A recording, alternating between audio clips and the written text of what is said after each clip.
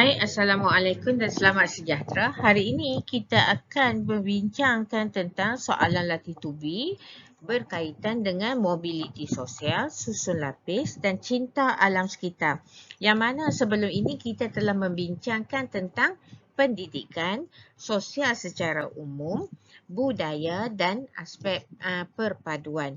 Okay, jadi ini merupakan sambungan daripada perbincangan kita pada sebelum ini. Okay, berkaitan dengan pembangunan masyarakat. Okey, untuk mobiliti sosial, kita tahu kita perlu pelajar perlu menghuraikan mobiliti sosial tersebut dalam pembangunan masyarakat. Jadi di sini mobiliti sosial ni kita kena faham konsep dia, iaitu dia ni merupakan perubahan. Okey, pergerakan daripada baik menjadi lebih baik ataupun baik kepada yang kurang baik. Okey, jadi di sini kita ada 3 jenis mobiliti, iaitu mobiliti menegak ke atas, mobiliti menegak ke bawah dan mobiliti mendatar. Okey, jadi kalau pelajar lihat soalan mobiliti ni dia jarang-jarang keluar, tapi orang kata dah lama lah ya, tak pernah keluar dah. Jadi kita tengoklah sekadar orang kata untuk pengetahuan pelajar ya. Mobiliti ni dia akan berlaku pada orang kata lapisan masyarakat. Okey. Lapisan masyarakat ni kalau diraja dia dah tetap dah dia hanya ada mobiliti mendatar. Okey, untuk golongan bangsawan pun sama. Okey, dia akan nampak perubahan tu pada orang kata gelaran, pangkat, pekerjaan, perkahwinan dan sebagainya. Okey, yang kedua mobiliti ni boleh berlaku pada perubahan kedudukan. Contoh macam Tengkudu dengan Maharaja Dewasura daripada seorang raja, Tengkudu seorang permaisuri dan kemudian apabila diceraikan dia menjadi rakyat biasa. Okay, begitu juga dengan Maharaja Dewasura, dia raja di Pahang tapi apabila ditangkap dan menjadi tawanan perang, dia menjadi hamba dan kemudian daripada hamba kehidupan dia berubah pula apabila dia memiliki ilmu gajah dan kemudian dia telah dibebaskan, dimerdekakan dan diberi pekerjaan. Okey. Di sini kita boleh tengok juga mobiliti yang berlaku pada pangkat, jawatan, gelaran, pekerjaan, gaya hidup, perkahwinan, pendidikan dan lain-lain lagi. Ini semua pelajar boleh lihat pada muka surat 44 hingga 47. Okey, kita tengok dulu sebelum kita pergi lebih jauh tentang mobiliti ni, kita tengok dulu susun lapis. Okey, susun lapis ni kalau kita lihat pada teks Sulalatus Salatin dia ada 4 peringkat. Okey.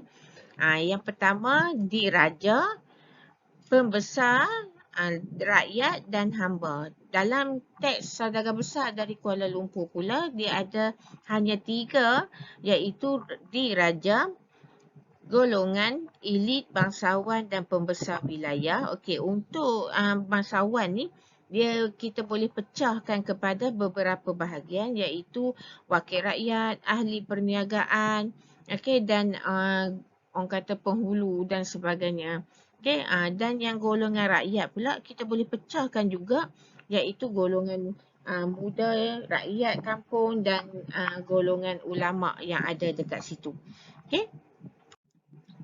Jadi di sini kita tengok macam mana kita nak menjawab mobiliti. Selalunya dia ni ada jenis orang kata menegak ke atas, mendatar dan menegak ke bawah. Jadi jenis mobiliti ni pelajar wajib letak dalam huraian dia. Okey, jadi pelajar kena letak dalam huraian. Dan fakta dia kita kena nampak orang kata pergerakan mobiliti tu. Okey, kalau macam dalam pekerjaan kita kena nyatakan daripada tidak bekerja kepada memiliki pekerjaan yang baik. Contoh. Okey. Jadi di situ bila kita nyatakan pergerakan dalam penerangan kita juga kita kena perlu ada proses dia. Okey, orang kata pergerakan tu kena ada. Wajib ada juga. Okay, macam dalam pendidikan. Pendidikan pun kita, bila kita huraikan, kita kena nampakkan proses pendidikan tu. Dia dapat, bila dia dah berguru, dah dapat ilmu apa semua, apa yang berlaku. Okay? Jadi nampak proses. Samalah macam mobility ni pun, kita kena nampak pergerakan dia. Daripada tak ada kerja, ada kerja. Daripada bujang, dah berkahwin. Daripada jahat kepada baik. Orang kata nakal ke jahat ke kepada beriman. Macam tu. Jadi di sini kita kena letakkan orang kata penerangan tu ataupun proses tu dalam huraian kita ataupun perbincangan kita, tak kira lah ayat penjelasan ke, ulasan ke, huraian ataupun perbincangan, dan kemudian kita bagi contoh.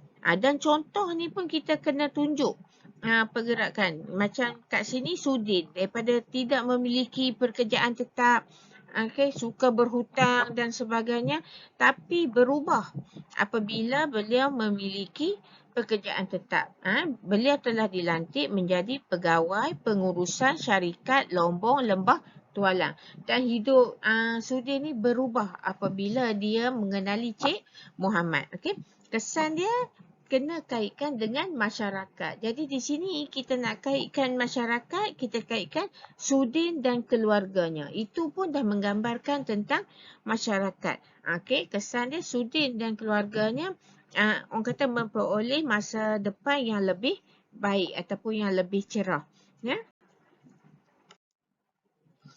Kemudian kita tengok soalan. Soalan yang berkait dengan mobility. Contoh di sini dia bagi ketakwaan dan keimanan menjadi satu kriteria penting dalam mobility sosial. Berdasarkan watak-watak dalam teks Sulalatul Salatin, huraikan pernyataan tersebut dalam konteks pembangunan masyarakat. Jadi di sini pelajar kena bagi mobility yang berkait dengan ketakwaan dan keimanan. Jadi nampak perubahan daripada orang kata jahat kepada beriman ataupun zuhud. Jadi kalau pelajar nak jawab di sini, kita kena letakkan proses tu dalam fakta, dalam huraian pelajar dan kesan kepada masyarakat. Kehendak soalan di sini ialah fakta mobility yang berkait dengan ketakwaan dan keimanan. Ayat kepentingan, ayat huraian yang wajib memasukkan jenis mobility, mendatar ke, menegak ke atas ke, mobility menegak ke bawah ke, pada watak tu. Contoh watak-watak yang terdapat dalam teks Sulalatul Salatin dan ayat kesan yang berkait dengan pembangunan masyarakat. Jadi di sini kita tengok contoh jawapan iaitu mencintai dunia kepada zuhud. Contoh kira macam dia suka duniawi dan akhirnya berubah sikap menjadi seorang yang lebih beriman. Jadi ada tak kait dengan keimanan dan ketakwaan? Ada. Dan kita dah nyatakan sebelum ni dalam pendidikan, kalaulah dia kata dekat situ keimanan, maka kita tak boleh ambil ulang balik ayat soalan tu, tapi kita kena cari perkataan yang berkait dengan iman tu, konsep iman. Dekat sini pun samalah, keimanan dan ketakwaan. Jadi kan itu dah ada dalam soalan, jadi kita kena cari perkataan yang berkait dengan orang kata beriman ataupun ketakwaan tadi. Kita tak boleh ulang soalan, nanti salah. Sebab tu fakta kita gunakan mencintai dunia kepada zuhud. Zuhud ni kira orang kata memiliki nilai-nilai yang orang kata baik, yang memang mencintai Allah, mendalami ilmu agama secara orang kata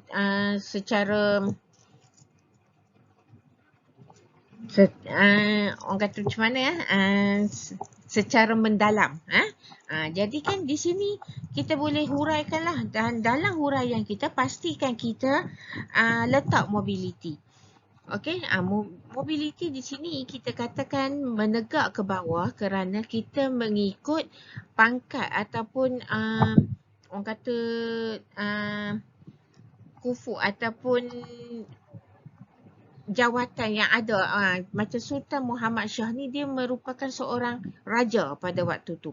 Tapi dia sanggup tinggalkan tahta dia. Jadi di sini mobility tu dikatakan menegak ke bawah. Sebab apa? Dia turun tahta menjadi orang biasa kerana ingin menyebarkan agama Islam. Okey, jadi di situ perubahan tu mobility menegak ke bawah berlaku kerana Sultan Muhammad ni meninggalkan tahta dia untuk orang kata berdakwah, orang kata menyebarkan agama Islam. Jadi di sini pelajar boleh lihatlah pergerakan tu. Tapi dari segi orang kata keagamaan, keimanan dan ketakwaan tu baiklah daripada cintakan dunia tapi kepada seorang yang lebih beriman. Okey, jadi di sini pelajar tengok ayat kesan dia kena bagi pada kesan. Walaupun contoh tu kita cuma menceritakan tentang satu watak sahaja iaitu watak Sultan Muhammad. Okey, Sultan Muhammad. Jadi kan dekat sini bila kalau kita nak nyatakan kaitkan dengan masyarakat ataupun pemimpin-pemimpin, itu boleh juga diterima. Pastikan ayat kita tu menunjukkan orang kata bilangan yang banyak, bukan pada seorang. Ya. Okay, soalan yang seterusnya kita tengok huraikan mobiliti sosial dalam konteks pembangunan masyarakat berdasarkan novel Saudagar Besar dari Kuala Lumpur. Jadi sama juga, macam mana kita jawab pun kita kena letak jenis mobiliti. Kadang-kadang soalan mobiliti ni dia suka tanya mengikut orang kata susun lapis. Okey, bermula daripada raja, apa mobiliti yang berlaku dekat raja, okey, bangsawan, rakyat, hamba, dan kadang-kadang kan soalan ni dia boleh berkisar kepada gelaran, pangkat dan sebagainya.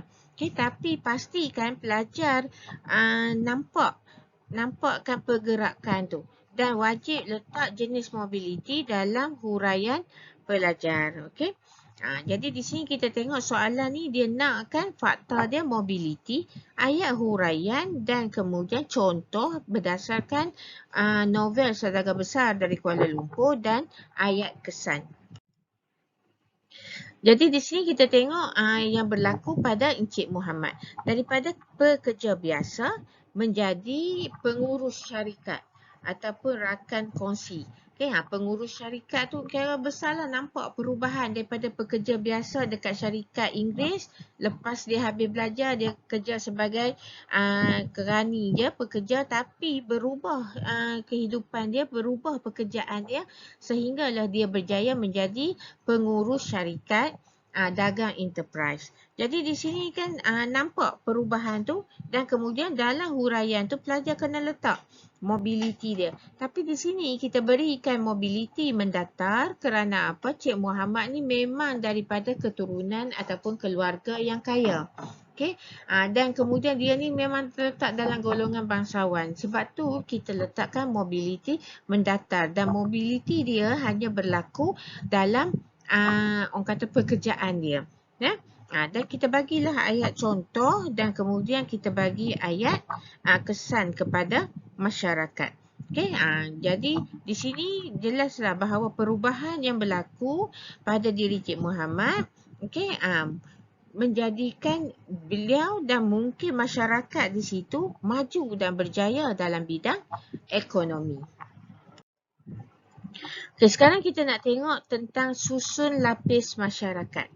Okey, kalau mobiliti tadi pelajar boleh rujuk nota. Dalam nota tu ada dah cara menjawab. Tapi pastikan kalau dalam jawapan tu ada mobiliti mendatar, menegak ke atas di hadapan, kena ubahlah. Sebab apa?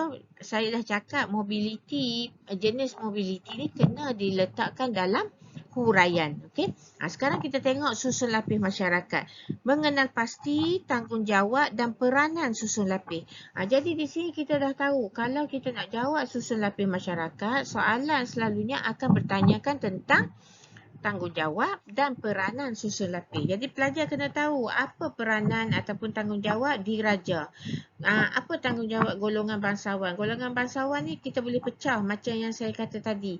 Kalau dalam teks Suharto Salatin kita boleh bahagikan kepada pembesar, Syah Bandar, Laksmana, Temenggung.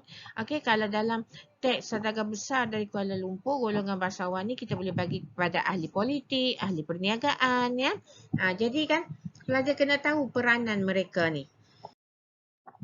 Dan susun lapis ni selalunya kadang-kadang soalan boleh berkisar kepada suruh pelajar lukiskan raja susun lapis ni. Okay, dan pelajar kena lukis mengikut orang kata susun lapis yang betul. Orang kata dia punya raja tu tak boleh berubah. Macam ni, memang macam ni je. Kalau pelajar letak bangsawan tu di bawah, rakyat di atas, maka dah salah dari segi kronologi dia. Maka markah akan dipotong ataupun pelajar akan kehilangan markah. Yang kedua, soalan selalunya berkisar tentang galurkan peranan susun lapis ni. Jadi kalau dia kata galurkan, pelajar kena bagi mengikut susunan yang betul. Okay, kalau pelajar bagi tentang bangsawan dulu, kemudian baru pelajar bagi berkaitan dengan diraja, maka tak tepatlah sebab apa dah menyalahi susunan tu. Okay, jadi pelajar tak akan dapat markah. Pelajar hanya dapat markah untuk golongan bangsawan, diraja tak dapat, rakyat tak dapat sebab apa dah salah dari segi susun galurkan tu. Dan akhir sekali, soalan selalu berkisar tentang peranan susun lapis dan tanggungjawab susun lapis. Jadi di sini kalau pelajar ingat tentang peranan dan tanggungjawab mereka serta contoh-contoh yang bersesuaian, maka pelajar dah boleh jawab dah soalan ni. Okay. Contoh di sini berdasarkan susun lapis masyarakat dalam novel Saudagar Besar dari Kuala Lumpur, galurkan susun lapis tersebut. Dan yang ini pelajar boleh lihat pada nota muka surat 69 hingga 70. Okay, dan di sini pelajar boleh tengok dia nak kesan pembangunan pada masyarakat kini. Okay. Jadi sekarang kita tengok contoh jawapan. Kalau contoh jawapan tu pelajar kena bagilah orang kata peranan dia. Kalau bagi raja, cerita tentang raja tu, apa tanggungjawab dia, apa peranan dia, dan bagi contoh peristiwa dan kesan. Sama juga macam yang soalan yang berikutnya. Okey, kalau kita tengok di sini, soalan dia menyatakan huraikan peranan anggota setiap lapisan masyarakat berdasarkan susun lapis masyarakat yang digambarkan dalam novel Saudagar Besar dari Kuala Lumpur dalam konteks pembangunan masyarakat. Jadi di sini pun sama. Dia ada juga raja, tapi contoh dia hanya jelas iaitu tentang sambutan hari puja umur diraja tu. Okay? Tapi kita tahu kalau raja ni memang peranan dia ialah sebagai ketua negara, sebagai ketua agama dan sebagai ketua perang. Jadi kita bagilah. Kita nyatakan di situ dan kemudian kita bagi kesan kenapa kita orang kata peranan dan tanggungjawab ni kena ada dan kesan kepada masyarakat. Baik, sekarang kita akan teruskan dengan cinta akan alam sekitar. Okey, yang ketiga dalam pembangunan masyarakat. Okey, untuk cinta akan alam sekitar, kita kena nyatakan rasa cinta akan alam sekitar. Jadi di sini apa yang perlu pelajar tahu ialah selalunya soalan dia akan meminta pelajar untuk menyatakan cara, langkah ataupun mungkin kesan, akibat, okey, ataupun dia boleh juga meminta pelajar untuk menghuraikan konsep rasa cinta kepada alam sekitar. Okey, jadi di sini kita boleh tengok contoh soalan yang sebelum ini dia lebih kepada usaha untuk pelihara, okey, kesan positif ataupun mungkin pencemaran yang berlaku apabila syarikat Lombong Lembah Tualang dijalankan. Okey, rasa cinta alam sekitar, jadi kita perlu pelihara dan pulihara. Okey. Jadi di sini macam mana kita nak lahirkan rasa cinta pada alam sekitar? Kita kena ada orang kata rasa untuk melindungi, rasa untuk mengekalkan, menjaga, memelihara, kagum pada alam sekitar. Contoh kita tengok kalau dalam teks Selata Salatin kita boleh nampak pada kisah bagaimana Raja Suran turun ke laut untuk melihat keindahan laut, dasar laut, pakai peti berpesawat. Okey, kita boleh tengok pada cerita di mana Seri Tribuana membawa isterinya bersiar-siar di tepi pantai dan kemudian nampak seekor singa yang di atas bukit dan menamakan tempat tersebut menggunakan flora dan fauna. Okey, dia guna singa, menjadikan Singapura. Kalau Melaka, kita penamaan Kota Melaka menggunakan pokok Melaka. Okey, kalau Pahang, Sungai Mahang, pokok Mahang yang berada di tepi sungai. Okey, dan kita lihat juga keindahan yang ada di Gunung Ledang, di kawasan rumah Puteri Gunung Ledang. Okey, jadi semua keindahan-keindahan ni kalau dalam teks Selata Salatin kita boleh nampak rasa kagum dan taksub pada alam sekitar ni sehingga raja tu memberikan nama tempat ataupun nama orang kata negeri itu menggunakan nama-nama yang ada dalam unsur-unsur alam, ya, seperti binatang dan pokok. Okey, yang kedua cara nak menjaga dia menanam pokok-pokok bunga seperti yang terdapat di sekitar rumah Puteri Gunung Ledang. Okey, banyak bunga-bunga yang cantik. Okey, tempat dia indah. Kalau dalam teks Saudara Besar dari Kuala Lumpur pula, kita boleh lihat alam sekitar ni pada Jeram Medang. Okey, di mana ada ladang orkid, ada sungai, ada buruan binatang-binatang buruan yang kecil-kecil, okey. Dan Cik Muhammad juga menekankan tentang keindahan Jeram Medang ni, kan boleh jadikan sebagai tempat pelancongan. Kan selain daripada tu kita boleh tengok pada ladang-lada hitam, okey, hasil hutan, okey, kebun getah, felda dan sebagainya. Okey, jadi di situ pelajar kena pandai untuk ambil situasi unsur alam yang ada kat dalam teks untuk dijadikan contoh. Okey, kalau yang fakta tu dia lebih kepada orang kata menjaga dengan menanam ataupun bergotong royong membersihkan kawasan dan sebagainya, lebih kurang macam kita buat karangan dalam bahasa Melayu ataupun pengajian. Tapi contoh dia merujuk kepada teks yang kita kaji. Okey, dan orang kata ayat kesan masih menjurus kepada pembangunan masyarakat, berkait dengan masyarakat. Okey. Okey, itu sahaja untuk kali ini. Saya harap pelajar dapat memahami apa yang kita bincangkan tadi dan pelajar boleh merujuk nota dan membaca orang kata buku-buku rujukan yang lain untuk memberikan kepahaman yang lebih mendalam. Okey, sekian. Terima kasih.